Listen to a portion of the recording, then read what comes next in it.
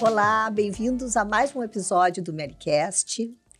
Sejam muito bem-vindos e hoje eu tenho a honra de conversar com o Dr. Renato Souza, que é um cirurgião muito amigo, cliente, e que eu fico muito contente desse momento a gente poder contar um pouquinho a história dele e um pouquinho a história da clínica que ele administra.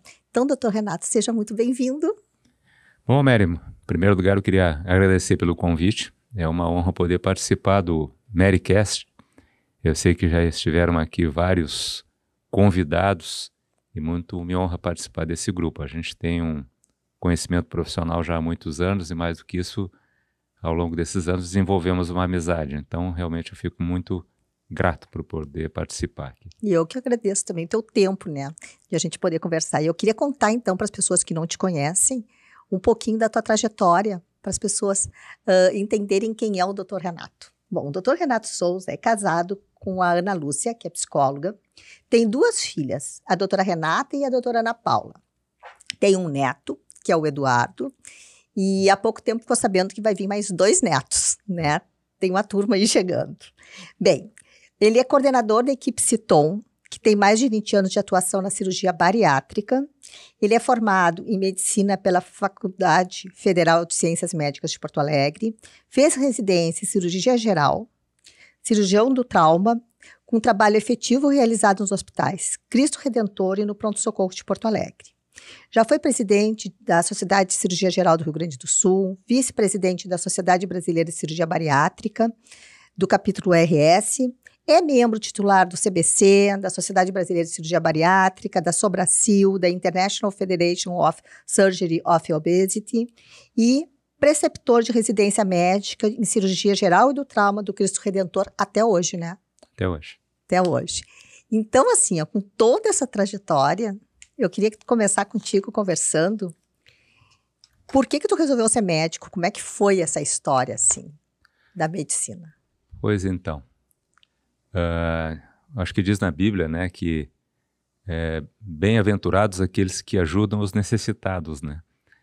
E a medicina nos possibilita isso, né? Agora a gente teve essa enchente em Porto Alegre e viu quanto trouxe de felicidade, por paradoxal que possa parecer, as pessoas que se solidarizaram, né, que ajudaram aqueles que necessitavam. Então, ser médico é um pouco isso, é poder ajudar um pouco as pessoas, especialmente nos momentos mais difíceis, que são as doenças. Isso nos traz muita felicidade. E acho que desde criança, certamente, eu tinha essa ideia, né? Quando criança, a gente sempre pensa assim, o que eu vou ser um dia, né? Eu pensava, puxa, acho que eu quero ser médico ou bombeiro, alguma coisa que eu possa ajudar, né? E daí, na época do colégio, tu já estava decidido a ser médico, já começou a estudar para o vestibular? Como é que funcionou tudo isso? Na verdade, assim, estava até no roteiro antecipadamente previsto falar sobre infância, e eu vinha pensando, nunca ninguém me perguntou a respeito disso, né? Eu nasci em casa, não nasci em hospital. No Partenon, era um bairro humilde, na rua Santa Maria, no pé do Morro da Cruz. A gente tinha uma vida humilde, mas muito alegre, muito feliz. A minha infância me traz muito boas recordações, né? Os amigos. Fazia o que se fazia há 60 anos atrás, né? Jogava bola na rua, jogava taco, andava de carrinho de lomba. Isso era permitido num bairro como era o Partenon na época. Meu pai era soldado, depois cabo do exército. Ficava bastante tempo fora, época da Revolução. Meu pai, ele ficava durante muito tempo no quartel, e a minha mãe cuidava muito bem de mim e da minha irmã, que é 5 anos mais nova. E eu trouxe comigo esses princípios básicos que são exercidos, né, no Exército, né? A disciplina, a hierarquia, o respeito. E a disciplina me levou desde o início, ser estudioso, dentro do que é possível para quem é criança e depois adolescente. E durante todo esse período eu vislumbrava essa possibilidade de desenvolvimento no colégio. Depois eu fui para morei no Rio de Janeiro 2 vezes, né? Meu pai era militar e, consequentemente, tiveram transferências. Primeiro na infância, depois na adolescência. Eu estava em colégios públicos, tive grandes amizades lá.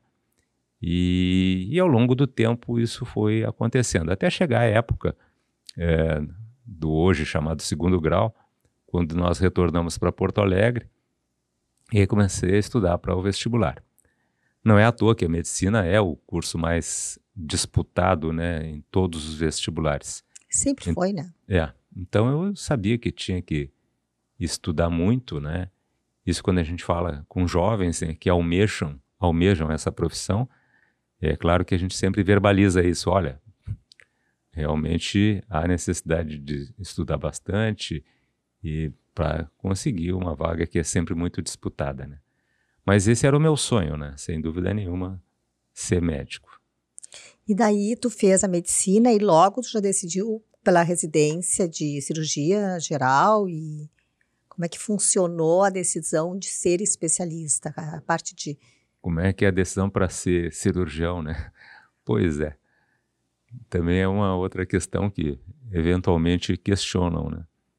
Eu até não sei se isso tem a ver com algum tipo de vaidade de modo geral, mas uma coisa que eu sempre vi é que nas novelas e nos filmes, geralmente quando tem um médico, geralmente ele é cirurgião, né? É verdade. Né? De alguma especialidade. Às vezes é um cardiologista, né? Mas a grande maioria das vezes ele é um cirurgião. E também tem a ver um pouquinho com personalidade, né? Quem faz clínica, por exemplo, na faculdade, estudam mais, pensam mais, os cirurgiões são mais objetivos, né? Tem a necessidade de tirar a doença com a mão. Isso dá a impressão que a gente se torna bastante efetivo nessas decisões. Então essa objetividade, né, da cirurgia tem a ver um pouco com a personalidade de quem normalmente escolhe fazer essa especialidade. E tu sabe que é bem verdade isso, porque eu conheço vários cirurgiões e essa é uma característica, vocês são muito objetivos. E é muito assim, ó, é A ou B, não tem muito, né? É uma decisão muito rápida e diferente de outras especialidades que eu já trabalhei, que são realmente mais filosóficas, né? E um aspecto muito importante é assim, eu acho que isso é um fator muito importante até para o sucesso profissional, em qualquer área, né? Mas na medicina em especial, é que se tenha realmente paixão em fazer aquilo que se faz.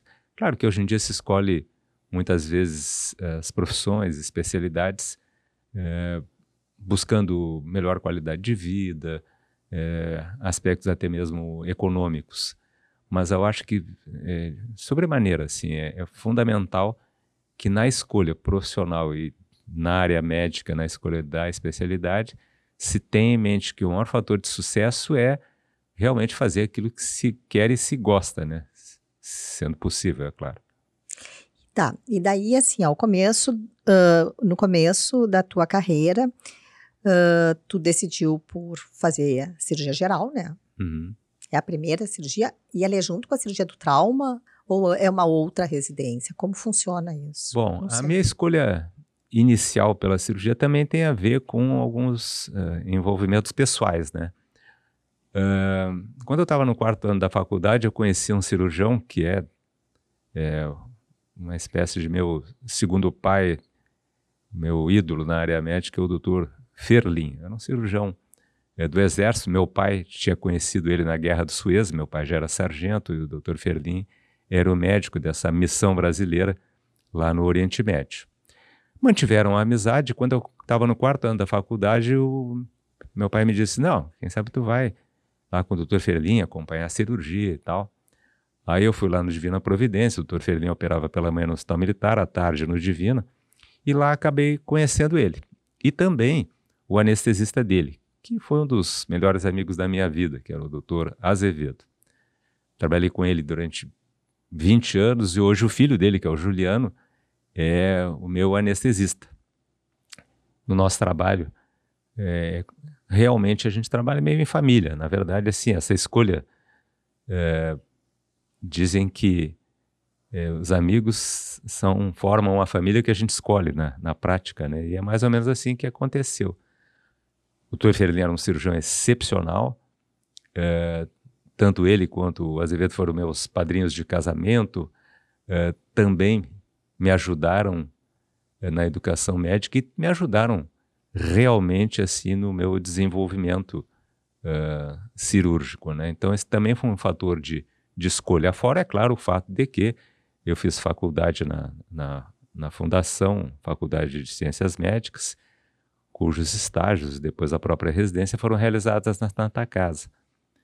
E a Santa Casa, um pouco, bastante diferente do que ela é hoje, era um hospital que atendia as pessoas mais humildes realmente, era fundo rural, pessoas que não tinham nenhum plano de saúde, indigentes, enfim.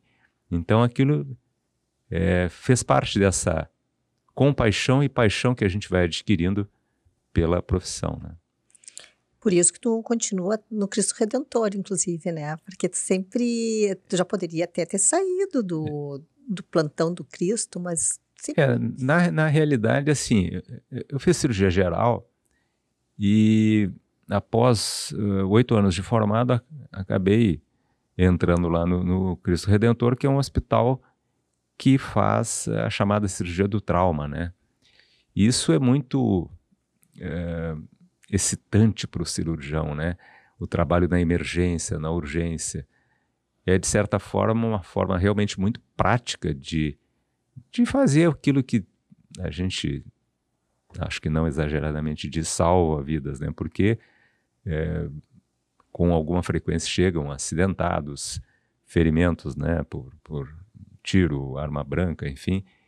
E a resolução disso traz uma realização para o profissional de todas as áreas, né? Lá no Cristo Redentor trabalham cirurgiões, traumatologistas, neurocirurgiões, bucofaciais, plásticos, enfim, de todas as áreas que, de alguma forma, atuam na chamada cirurgia do trauma. Em paralelo a isso, acabou evoluindo, né, a atividade profissional para a cirurgia laparoscópica a partir de 1990 e a partir de 2000 a cirurgia bariátrica. Não foi nada muito projetado, na verdade as coisas foram acontecendo, né? A cirurgia bariátrica ela começa em 2000? Pois então, tem uma coisa muito curiosa, né? Eu falei que eu tinha, durante muito tempo, acompanhei o Dr. Ferlin, que é o verdadeiro pioneiro da cirurgia bariátrica aqui no Rio Grande do Sul, porque em 1985 a gente já fazia algumas cirurgias bariátricas, uma técnica chamada PAIN, hoje já abandonada, para pacientes com uma obesidade severa. Naquela época, a cirurgia bariátrica não existia como uma área de atuação da cirurgia. Era uma coisa muito circunstancial e poucos cirurgiões no Brasil e no mundo realizavam. Com o desenvolvimento da cirurgia laparoscópica e também com a incidência cada vez maior da obesidade, tanto no Brasil quanto no mundo, acabou se formando, se acreditando mais na cirurgia bariátrica como uma alternativa de tratamento da obesidade. Isso realmente evoluiu muito com o desenvolvimento da tecnologia laparoscópica. E a partir de 2000 realmente houve esse desenvolvimento da cirurgia bariátrica em número de cirurgias, evolução das técnicas. E quando nós iniciamos com esse trabalho na cirurgia bariátrica, eu confesso que eu não imaginava que durante tantos anos e cada vez mais a cirurgia bariátrica fosse evoluir. E hoje o risco dela é muito menor do que era antigamente, né? Ah, sem dúvida. De complicações. Nós começamos na cirurgia bariátrica de uma forma, como eu disse assim, muito ligada à cirurgia laparoscópica, né? A primeira cirurgia bariátrica laparoscópica que eu vi foi em 2000 e tinha um cirurgião que acabamos nos tornando amigos, que é o Dr. Newton Calvarrara, realizou uma cirurgia ao vivo no Rio de Janeiro. Era um bypass gástrico por videolaparoscopia. Eu fiquei encantado com aquilo, não imaginava que se pudesse fazer uma cirurgia gastrointestinal por videolaparoscopia. Até então a gente fazia mais comumente cirurgias de vesícula, eventualmente apendicectomia, cirurgias de hérnia. Mas isso foi uma evolução muito significativa, a cirurgia gastrointestinal videolaparoscópica. E quando nós retornamos, em paralelo a essa ideia de começar a fazer cirurgia laparoscópica bariátrica, houve o desenvolvimento, inclusive, do bisturi ultrassônico. E isso foi capacitando os cirurgiões a realizar esse tipo de cirurgia por videolaparoscopia. E, simultaneamente, havia a necessidade de formação de equipe, né? Desde o início, nós tínhamos a ideia e a visão de que havia essa necessidade. E lá no Divina Providência, que é o hospital onde eu mais trabalhava e onde até hoje eu mais trabalho, tinha uma nutricionista, que era a Simone, que trabalha já 24 anos conosco, trabalhava no hospital, eu convidei ela para cuidar dos pacientes, fazer as avaliações pré e pós-operatórias. O doutor Alfeu, que era um cardiologista, era o cardiologista da minha mãe, eu confiava muito nele. Ele trabalha de uma forma muito correta, séria, muito competente na área cardiológica, convidei também. E a minha esposa, na época, estava terminando o curso de psicologia. Era tudo que se precisava para uma equipe multidisciplinar inicial. Mas não era todos os cirurgiões bariátricos que já tinham a necessidade de fazer essa equipe multidisciplinar, ou todos já pensavam dessa forma? Eram muito poucos os que faziam cirurgia bariátrica 24 anos atrás, né?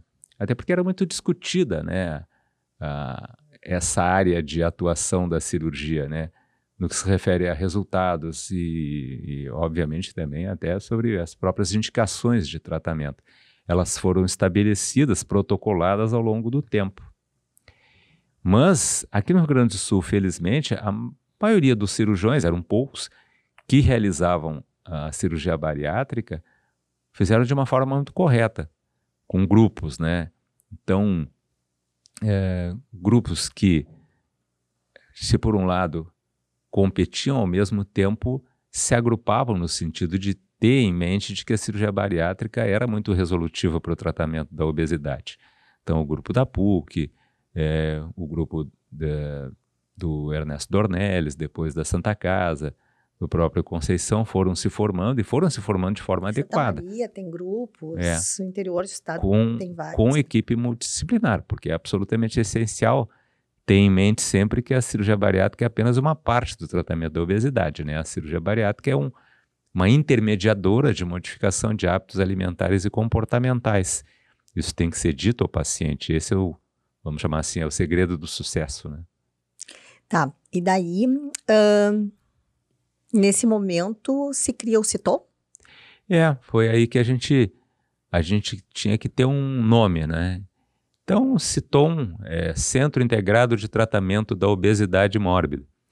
Durante muito tempo eu até ficava um pouquinho incomodado com esse nome mórbida, né? Pois porque ele é meio pesado, né? Mas aí, passados uns 10 anos, começou a se falar muito na cirurgia metabólica, que é uma cirurgia correlata à cirurgia bariátrica, mas que visa fundamentalmente o tratamento das doenças metabólicas, especialmente o diabetes. Então nós até trocamos o nome, né? Continuou CITOM, mas hoje é Centro Integrado de Tratamento da Obesidade e Cirurgia Metabólica. O M de mórbida passou a ser metabólica, né? Então ficou melhor. Ficou melhor. Nos agradou e hoje é o nome atual. Na equipe, começou então com a Simone, com o Alfeu, com a Ana. O Rafael Rosito trabalha comigo já também há 24, 25 anos, era residente do Cristo, e a gente começou em 6 a trabalhar, além do anestesista, que é o Juliano. Então, uma coisa que me deixa muito feliz é que ninguém saiu. Mas entraram outras pessoas. A gente só foi agregando. A equipe começou com 6, 7, hoje nós somos 15. 12 trabalham no consultório e ninguém sai, só entra, só é adicionado. Mas quantas cirurgias já foram realizadas até agora? Hoje nós temos 7.400 pacientes operados. É muito. É uma casuística bem significativa, uma das maiores do país, né? E os resultados, de modo geral, são muito bons. A gente hoje tem um índice de morbidade muito baixo, né? Claro que isso se deve à experiência que se foi adquirindo ao longo do tempo, mas em paralelo a isso também a tecnologia, que melhorou muito, né? Então hoje a cirurgia se tornou muito, muito mais segura. A gente hoje tem a convicção de que os resultados são ótimos, que a cirurgia é muito segura e muito eficaz. Claro que existe a dependência do paciente ter o entendimento, o comprometimento de seguir as orientações, porque é claro que eventualmente ocorrem casos de reganho de peso, de recidiva da obesidade, mas para isso também se tem tratamento. Sim, porque eu vejo assim, ó, que uma vez eu vi um desenho super interessante da expectativa do paciente, era um desenho mesmo, tá? Paciente obeso, ele tinha uma máquina, como se fosse um túnel, e do outro lado, esse mesmo paciente saía magrinho. E isso eu vi numa apresentação de um congresso de cirurgia bariátrica que eu estava organizando. E foi muito legal, porque esse médico que estava falando no congresso disse assim, a expectativa de muitos pacientes é que a cirurgia bariátrica é uma mágica.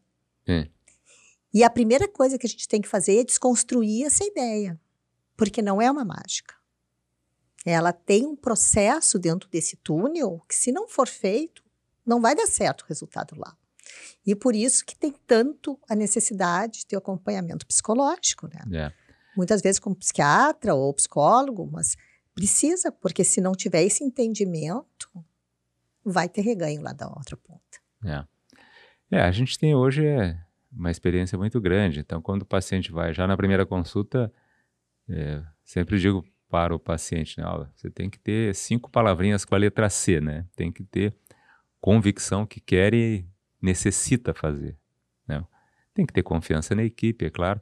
Tem que ter consciência e entender o que vai fazer, isso tem que ser muito bem explicado.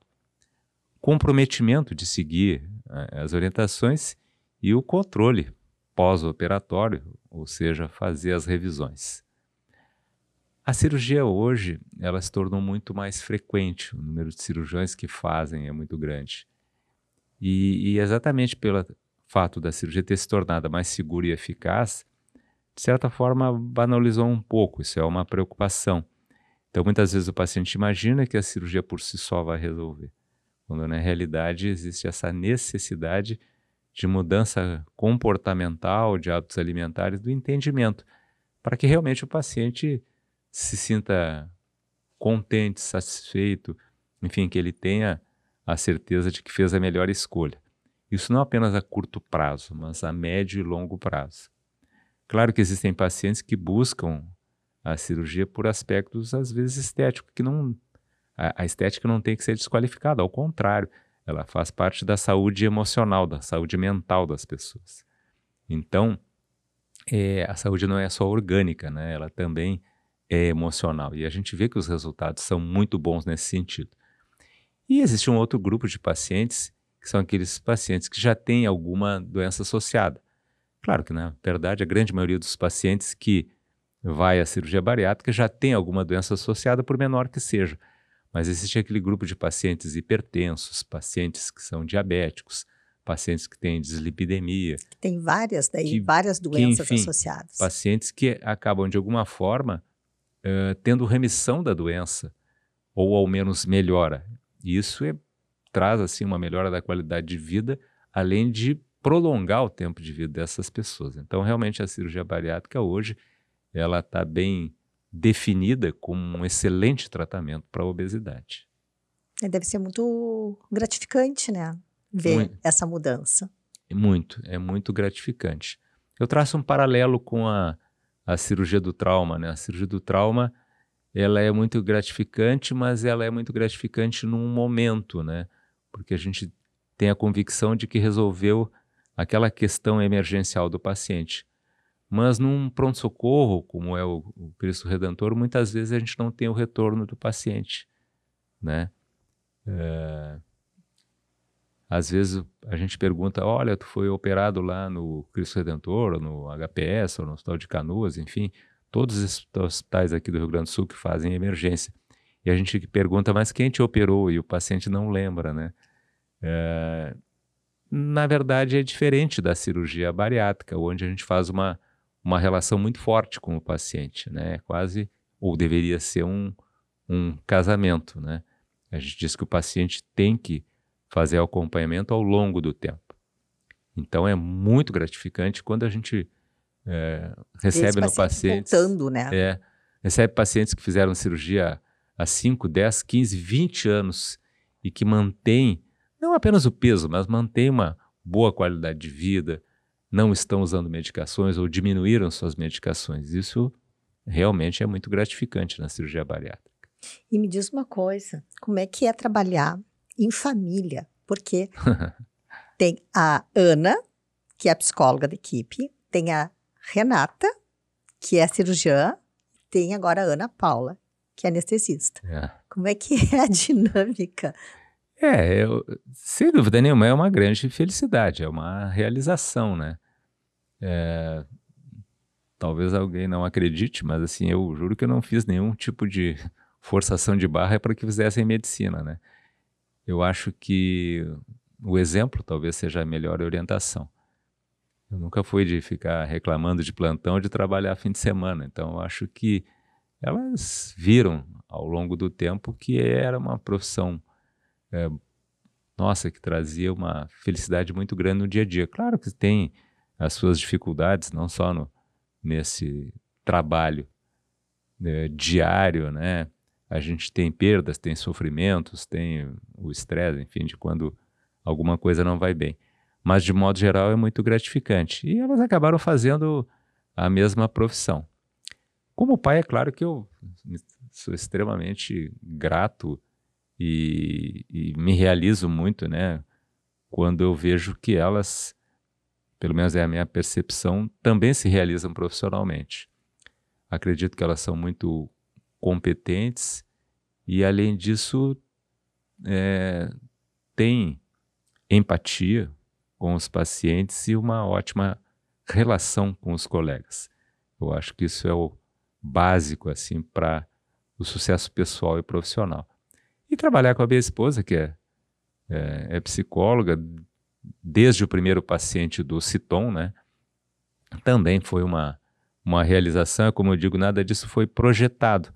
As coisas foram acontecendo e claro que trabalhar em família é uma coisa, nossa, deve ser muito gratificante, feliz, né? É muito legal. Que legal, que coisa boa. E me diz uma coisa, hoje, como é que funciona? Primeiro, eu queria te perguntar como é que está o cenário da obesidade no Brasil e como funciona o passo a passo daquele paciente que quer fazer uma cirurgia bariátrica, como é a trajetória dele, né? O que tem que ser feito para que dê resultado. Porque a gente sabe que a obesidade aumenta no mundo todo, né? É o que eu falei um pouco atrás. Quando eu comecei há 24 anos atrás, eu não imaginava que a incidência fosse ainda, passados 24 anos, num crescente. A incidência vem aumentando cada vez mais. A obesidade, tanto na América, no Ocidente, quanto no Brasil, ela aumentou. Antes da pandemia, foi feita uma pesquisa pela Agência Nacional de Saúde, nós tínhamos 19% da população brasileira com algum grau de obesidade. Não obesidade mórbida, mas com algum grau de obesidade. E pós-pandemia foi refeita essa pesquisa e nós já passamos de 22%. Né? Então, a incidência da obesidade vem num crescendo. E criança também, né? A obesidade infantil no Brasil, ela também nesses últimos 20 anos, ela cresceu percentualmente mais do que nos Estados Unidos, o que é preocupante, né? Bom, em relação ao paciente que tem a ideia de fazer a cirurgia bariátrica, existe um processo de avaliação pré-operatória. Então, quando o paciente vai ao consultório, hoje, a grande maioria dos pacientes vai muito bem informado. A internet entrega muito conteúdo realmente para os pacientes. Mas, especialmente na nossa equipe, ele busca o cirurgião. Então, é explicado a ele o passo a passo dessa avaliação pré-operatória, no que se refere à avaliação propriamente dita, exames laboratoriais, endoscopia, ecografia, que obrigatoriamente vai passar pela equipe multidisciplinar. Na equipe multidisciplinar, ele vai passar pelo cardiologista, endocrinologista, nutricionista, psicólogo e psiquiatra. Isso é uma exigência não apenas nossa, de um protocolo de avaliação pré-operatória para a cirurgia Que isso bariátrica, aí é o que vai como... dar segurança depois do e procedimento. também é uma exigência dos planos de saúde para autorizar o procedimento. Existe essa graduação pelo índice de massa corporal, que é um cálculo onde se divide o peso pelo quadrado da altura, e os pacientes que têm IMC acima de 35, com doença associada ou acima de 40, esses são os pacientes que têm indicação para cirurgia bariátrica. Realizada então essa avaliação pré-operatória, 95% dos pacientes faz através de algum plano de saúde, ele vai autorizar o procedimento. Na nossa equipe, os pacientes internam na véspera da cirurgia, quando são reavaliados pelo clínico, pelo cardiologista, pelo anestesista, e a cirurgia é feita na manhã do dia seguinte. Hoje tem um tempo de internação em torno de 3 dias, né? Realmente diminuiu muito o tempo de internação, e os aspectos de segurança e eficácia, conforme eu falei anteriormente, são hoje ótimos, né? Na nossa equipe faz 5 anos que nenhum paciente vai para UTI, por exemplo, né? Isso é uma segurança muito boa. É muito boa. E me diz uma coisa, a partir dessa decisão, né, do paciente querer fazer o procedimento, ele fica sendo acompanhado pela psicóloga e o psiquiatra ou outro? Como funciona isso? No pós-operatório. Então, realizado o procedimento, uma semana depois o paciente retira os pontos e depois ele faz uma revisão, quando fecha um mês de cirurgia, com toda a equipe. Normalmente, com o cirurgião, clínico, nutricionista e psicóloga ou psiquiatra. Vai depender de cada paciente, né? A gente sabe que existe um percentual significativo, quase que metade dos pacientes que fazem uso de medicações já no pré-operatório, né? Medicações essas prescritas pelo psiquiatra. Então, normalmente retornam para o psiquiatra. E depois a gente recomenda que mensalmente, ou pelo menos bimestralmente, no primeiro ano de cirurgia, o paciente retorne com a equipe. E depois... Para fazer o acompanhamento. É claro, isso é essencial. E depois, após um ano de cirurgia, que ele vai depender de cada paciente, uma vez a cada semestre, uma vez por ano, faça esse acompanhamento ao longo do tempo. E, doutor Renato, dentro de toda essa história, né, dessa trajetória toda,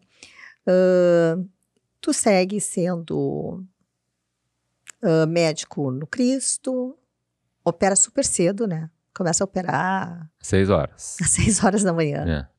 E super organizado, porque isso é uma característica que tu tens, assim, que eu acompanhei, e tu és uma das pessoas mais organizadas que eu conheço, tá?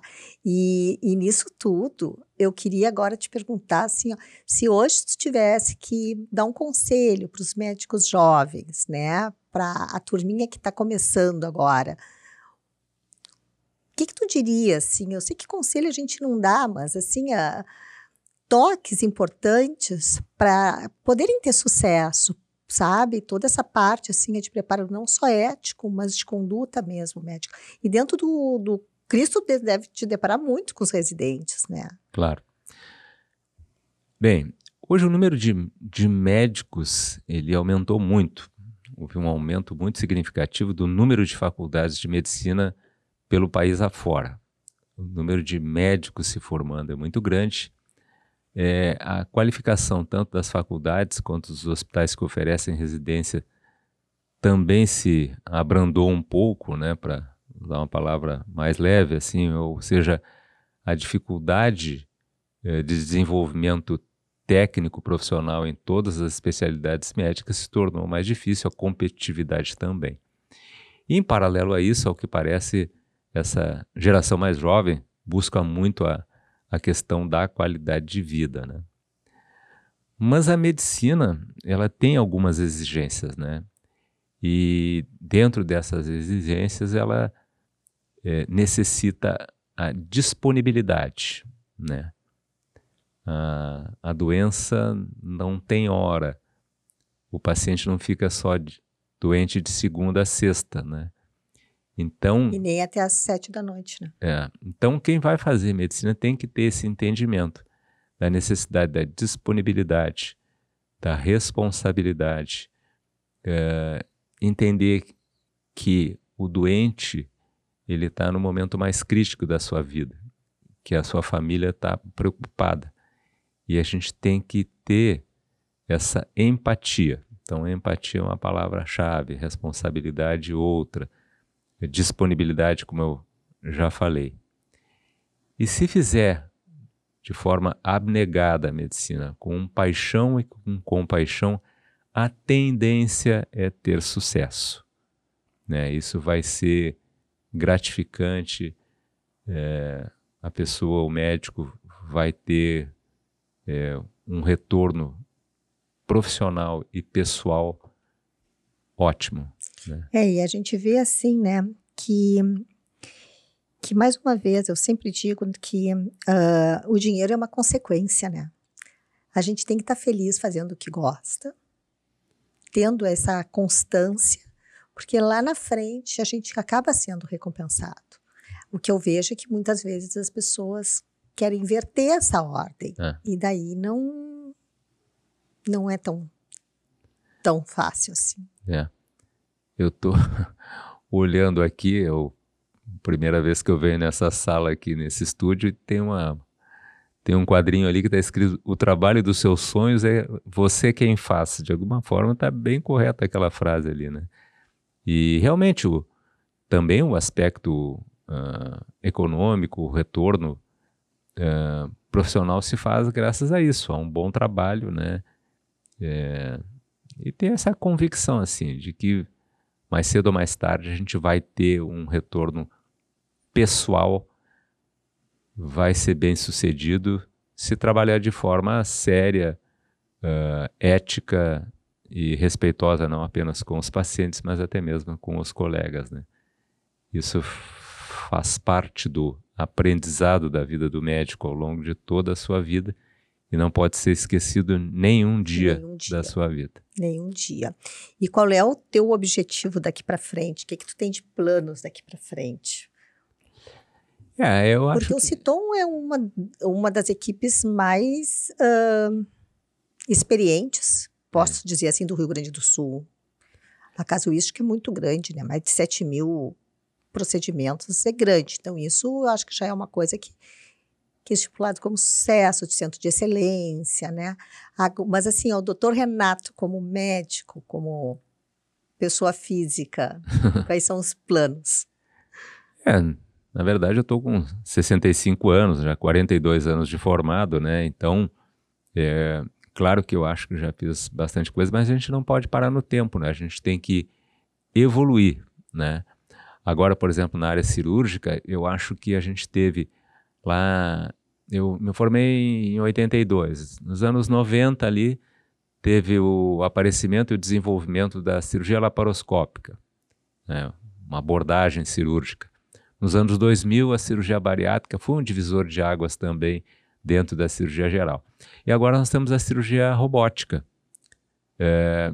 Acho que é um futuro, né? Nós vamos ter ainda as dificuldades de custo, especialmente, que se tem, mas é claro que nós, como equipe também, imaginamos que vamos desenvolver também nessa área. Acho que não vai ser uma coisa tão popularizada quanto a cirurgia videolaparoscópica, mas é um momento em que também vai acontecer, já vem acontecendo, claro. Mas a robótica tem hoje em dia já várias empresas. Antigamente a gente só tinha uma empresa que desenvolvia o robô, né? Hoje em dia, como passou 20 anos, caiu a patente e hoje em dia tem diversas empresas, inclusive na China, desenvolvendo vários robôs. Isso não vai baratear no futuro? Eu acredito que sim. Eu acredito que... democratizar um pouco, porque... De forma similar à cirurgia laparoscópica, isso vai acontecer. Acho que demorou um pouquinho, acho que a própria pandemia travou um pouco, né, essa democratização, para usar a palavra que tu colocou, mas acho que isso vai acontecer. E nessas duas áreas, tanto na cirurgia bariátrica quanto nas cirurgias do trauma, que é o que eu mais faço hoje em dia, eu acho que ainda tem um tempo para continuar trabalhando, desenvolvendo. Claro que ao longo do tempo a gente vai se estabilizando, né? Tanto do ponto de vista profissional e de alguma forma também a gente acaba dando um pouquinho mais de atenção, essa é uma das dificuldades da medicina, para a família. E hoje eu estou num momento, nossa, o melhor momento da minha vida, que é não apenas estar bem com a família, esposa, filhas, mas com o surgimento dos netos aí, que é uma coisa que... Eu quero que tu me conte. Como é que é esse lado voo, assim? Nossa, é uma coisa assim que todo mundo diz, você voa é maravilhoso e tal. E só tendo a experiência de ser avô que a gente tem a noção do quanto isso é feliz. Às vezes a gente está num dia assim, puxa, teve alguns contratempos e tal, algumas dificuldades, especialmente na área profissional. Aí a gente encontra o neto, puxa vida, parece que... Esquece tudo. Parece que o mundo muda completamente, a gente fica meio, sei lá, abobado no bom sentido, né? E porque só em pensar a gente já fica sorrindo e fica feliz, né? E eu em 2 anos passei de nenhum neto para 3 agora, né? A Renata, em princípio, vai ter o nenê em outubro, depois a Ana Paula em dezembro. Junto. Nossa, é uma felicidade tão grande. Deus tem sido muito bom para mim e para todos nós como Pra família, todos, né? Mas vocês merecem muito. Chega a ficar emocionada de falar desses netos. É verdade. Que coisa legal isso. Mas eu acho que a gente não pode separar a vida profissional da pessoal, né? Ela se mistura e quando a gente consegue ter realização dos 2 lados, isso é maravilhoso mesmo, é muito bom. Mas, doutor Renato, quero te agradecer muito por esse momento aqui, pelo teu tempo hoje. Bom, passou rápido. Passou rápido. E assim, tu não imagina como é importante a gente conversar sobre isso. Te contar a trajetória que tem seus percalços, mas as coisas vão evoluindo. Existe uma maneira certa de fazer as coisas, de conduzir. Eu acho que sim, tu é um excelente líder. Porque se ninguém que sair da equipe durante todo esse tempo, é porque tu é um bom líder de equipe, foi um gestor, né? E tu chegou, inclusive, a fazer um curso de gestão. Eu aproveitei a pandemia e fiz um MBA de gestão da saúde na Fundação Getúlio Vargas. Tanto o mestrado que eu tinha feito já há alguns anos atrás, quanto o MBA, eu fiz porque achei que era uma coisa importante, interessante.